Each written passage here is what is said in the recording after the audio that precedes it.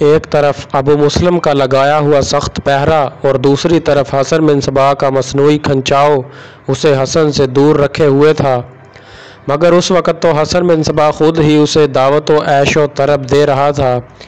دل نواز آلودگی کے عالم میں تھوڑی سی حسن کی طرف جھکی، پھر اس کی مضبوط باہوں میں سما گئی۔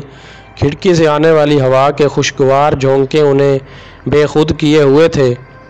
انہی لمحوں میں دل نواز بولی، حسن، ابو مسلم کو تمہارے قتل کا حکم دیا گیا ہے، اور یہ حکم دینے والا ملک شاہ سلجوق کا وزیر اعظم نظام الملک توسا ہے۔ تم جانتے بھی تھے کہ ابو مسلم وزیر اعظم نظام الملک توسا کا عزیز ہے، پھر بھی تم نے ابو مسلم کے پاس پناہ کیوں لی؟ مگر کیوں یہ سب کیا؟ تو نے حسن بن صباح بولا۔ دل نواز، ایک بات یاد رکھو، تم موت کے جس قدر قریب رہنے کی کوشش کرو گے، موت تم سے اتنی ہی دور رہے گی۔ حسن بن صباح پر موت کا ذرا بھی اثر نہ تھا۔ حسن بن صباح نے کہا، میں تمہیں آج ایک بات بتاتا ہوں، یہ بات میں نے آج تک کسی سے نہیں کی۔ بات یہ ہے کہ جب میں صاحب اقتدار ہو جاؤں تو تمہیں اپنی بیگمات میں ضرور شامل کروں گا۔ دل نواز نے کہا، تم جو مجھے اپنی بیگمات میں شامل کرو گے، پہلے یہ بتاؤ کہ تمہاری اور کتنی بیگمات ہیں؟ حسن بن صباح سنجیدگی سے بولا، تم میری بات کا اعتبار نہیں کر رہی۔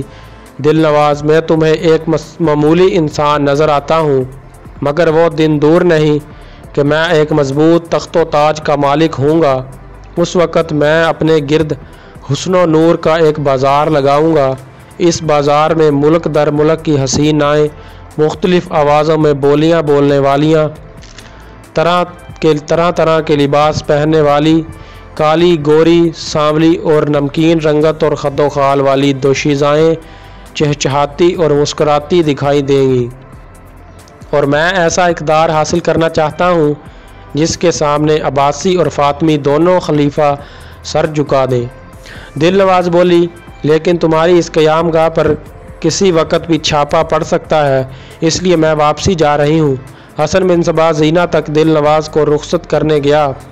دل نواز اس سے رخصت ہوتے وقت پریشان تھی، مگر حسن اپنی جگہ بالکل مطمئن تھا۔ دل نواز کو رخصت کرنے کے بعد وہ واپس آ کر بستر پر لیٹا تو اسے خیال آیا کہ شاید ابو مسلم کا دل اس قدر کمزور ہو یا سلجوق وزیر نظام الملک سے ڈرتا ہو۔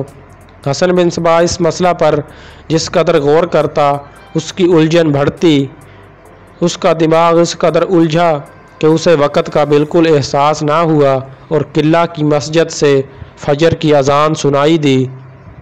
حسن بن صباح اذان سن کر میں سحری پر بیٹھ گیا، اور پھر اذان کے فوراً بعد لباس تبدیل کیا، منہ پر 2 چھینٹے مارے اور چہرے کو پرسکون بنا کر کمرے کے باہر آیا۔ غلام نے زینہ کا دروازہ کھولا اور حسن بن صباح زینہ سے اتر گیا اور ابو مسلم کے رہائشی حصہ میں پہنچا تو وہاں سخت پہرا لگا ہوا تھا۔ حسن بن صباح اپنی حفاظت میں حد درجہ محتاط رہتا تھا۔ ابو مسلم نہ فجر کی نماز پڑھتا اور نہ صبح کا جلدی جاگتا، مگر اس دن خلاف امید وہ جاگ گیا تھا۔ اسے حسن بن صباح کے آنے کی اطلاع دی گئی تو اس نے فوراً بلا لیا۔ حسن بن صباح نے حاضر ہو کر سلام پیش کیا تو ابو مسلم نے کہا، خیریت تو ہے حسن، آج صبح بیمار کیسے یاد آ گئی؟ حسن بن صباح بولا، آپ میری عزت و افزائی فرماتے تھے کہ میں حسن بن صباح کو جب تک دیکھ نہیں لیتا اس وقت تک مجھے چین نہیں آتا۔ آج رات آپ کے اس غلام کی بھی کچھ ایسی ہی کیفیت ہو گئی تھی۔ میں تمام رات بستر پر بے چین رہا اور یہ سوچتا رہا کہ آپ مجھ سے فوراً ملنا چاہتے ہیں اور شاید کچھ کہنا بھی چاہتے ہیں۔ بس یہ سوچتے ہوئے میں نے فیصلہ کیا کہ قبل اس کے آپ مجھے بلوانے کے لیے ہر کارہ بھیجیں، میں خود ہی کیوں نہ آپ کی خدمت میں حاضر ہو جاؤں۔ ابو مسلم بولا، چلو تم آ گئے، یہ بہت اچھا ہوا، میں حمام سے ابھی آتا ہوں اور پھر اطمینان سے بات کرتے ہیں۔ ابو مسلم واپس آیا تو اس نے حسن بن صباح کو خیالوں میں کھویا ہوا پایا۔ ابو مسلم نے کہا، کن خیالوں میں کھوئے ہوئے ہو حسن؟ تو حسن بن صبا نے کہا میں سوچ رہا ہوں کہ اس دن میں نے آپ کے سامنے اپنے مسلک کے بارے میں جو باتیں کی تھیں شاید مجھے وہ نہ کرنا چاہیے تھی۔ میں کسی مسلک کے خلاف نہیں ہوں، لیکن اہل بیت سے جو مجھے محبت اور سرشاری ہے اس سے میں انکار بھی نہیں کر سکتا۔ میں نے آپ سے کہا تھا کہ میں عباسی خلیفہ کی بجائے فاطمی خلیفہ کو زیادہ پسند کرتا ہوں۔ اگر آپ کو میری یہ بات ناگوار گزری ہو تو میں اس کے لیے معذرت خواہ ہوں۔ اگر آپ کو کسی وجہ سے میرا یہاں قیام پسند نہیں تو میں یہاں سے فوراً چلا جاؤں گا۔ ابو مسلم بولا حسن تم بے حیثیت ایک دوست کے بھی مجھے پسند ہو، مگر کم وقت غلامی کو کیا کیا جائے؟ تم جانتے ہو کہ میں بھی کسی کا غلام ہوں، اور یہ بھی جانتے ہو میں جس کا غلام ہوں وہ فاطمی کی بجائے بغداد کے عباسی خلیفہ کے پیروکار ہیں۔ حسن بن صبا فوراً بولا میرے پیارے محسن ابو مسلم، آپ بالکل فکر نہ کرو، میں آج ہی یہ قلعہ چھوڑ دوں گا، لیکن آپ سے ایک بات کا عہد ضرور لوں گا۔ ابو مسلم نے بڑی فراخ دلی سے پوچھا۔ حسن بن صبا نے کہا آپ مجھ سے یہ عہد کیجئے کہ آپ مجھے اپنے دوستوں کے حلقہ سے کبھی نہیں نکالیں گے، اور جب بھی آپ کو میری یاد آئے تو مجھے پیار اور محبت سے یاد کیجیے گا۔ ابو مسلم بڑی حسرت سے بولا حسن تم میرے پیارے دوست ہو اور ہمیشہ اسی طرح دوست رہو گے، یقین رکھو کہ میں تمہاری دوستی زندگی بھر نہیں بھلا سکوں گا۔ حسن بن صبا نے تو یہ سب کچھ ابو مسلم کو خوش کرنے کے لیے اور اپنی جان پوری طرح محفوظ کرنے کے لیے کیا تھا۔ حسن بن صبا نے رمے کا قلعہ اور ابو مسلم کی دوستی کا اسی دن ساتھ چھوڑ دیا اور مصر کی طرف روانہ ہو گیا۔ مصری خلیفہ سے اس کی نہ صرف خط و کتابت تھی بلکہ فاطمی خلافت کے دائی بھی اس کے پاس آیا کرتے۔ قلعہ سے باہر نکلتے ہی مصری دائیوں نے اسے گھیر لیا اور بڑی عزت و احترام کے ساتھ حسن بن صبا کو مصری دربار میں لے گئے۔ مصر کی فاطمی خلافت جسے خلافت عابدین اور الایسین کے نام سے بھی پکارا جاتا ہے، اس کا آغاز مہدی سوڈانی کی مہدیہ حکومت سے ہوا تھا۔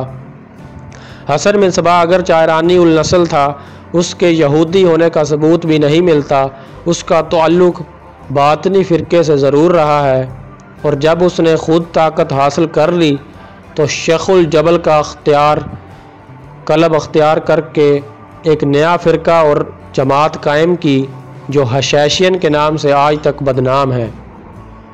حسن بن صبا کے زمانہ میں بغداد میں عباسی خلیفہ اور مصر میں فاطمی خلیفہ علوی کی بادشاہی تھی، اور یہ دونوں ایک دوسرے سے پرفوقیت اور برتری حاصل کرنے کے لیے اسلامی ممالک میں اپنے دائی بھیجتے تھے۔ حسن بن صبا کو جب قلعے رمے سے باہر آنے پر دائیوں نے گھیر لیا تو حسن نے دو ٹوک گفتگو کی۔ اس نے کہا مجھے علوی خلیفہ کے دربار میں جانے اور ان کے لیے کام کرنے میں کوئی تکلیف نہیں، لیکن میری کچھ شرطیں ہیں۔ جاسوس نے کہا میں عرض کرتا ہوں کہ خلیفہ آپ کو وہ تمام مراعات دینے کی کوشش کرے گا جو مصر کے صرف اعلیٰ عہدیداروں کو دی جاتی ہیں۔ حسن بن صبا نے کہا حکومتی عہدیدار ایک دوسرے کے ماتحت ہوتے ہیں اور میں کسی کی ماتحتی کرنے پر آمادہ نہیں۔ حسن بن صبا کو اپنے ڈھنگ کا آدمی سمجھتے ہوئے اس کے سامنے فاطمی عقیدہ پیش کیا، اس لیے دونوں میں فاطمی عقائد اور مصر کے فاطمی خلیفہ میں بحث و مباحثہ ہوتا رہا۔ اس دوران حسن بن صبا سخت بیمار ہوا۔ وہ دائی اور رفیق جس سے حسن بن صبا بحث کیا کرتا تھا کسی اور طرف چلا گیا۔ اس رفیق کی جدائی نے اسے ایسا بے حال کیا کہ بستر سے لگ گیا اور زندگی کی کوئی امید نہ رہ گئی۔ حسن نے اس وقت سوچا کہ اگر میں مختلف عقائد کی بھول میں اس طرح الجھا رہا اور موت نے میرا گلا دبا دیا تو میں باطل پر مروں گا اور حق سے محروم رہوں گا۔ جب وہ اس شدید اور طویل بیماری سے نجات پا کے کھڑا ہوا تو اسے پھر خود ہی کسی دائی یا رفیق کی تلاش ہوئی۔ اس آفت یعنی شدید بیماری میں بھی اس نے عورتوں سے ناطہ نہیں توڑا۔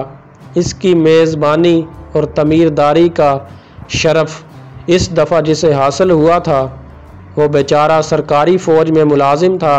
اس غریب کو یہ نامعلوم تھا کہ وہ اپنی بیوی اور بچی کو خدا کے سپرد تو کر چلا ہے، مگر ایک جسم شیطان حسن بن صبا کی صورت میں اس کے گھر میں موجود ہے، جس نے اپنی طلسمی آنکھوں کے جال میں 9 عمر بسم اللہ اور اس کی 30 سالہ ماں سبحان اللہ کو پھانس رکھا ہے۔ حسن بن صبا کو روپے پیسے کی بھی کمی نہ تھی۔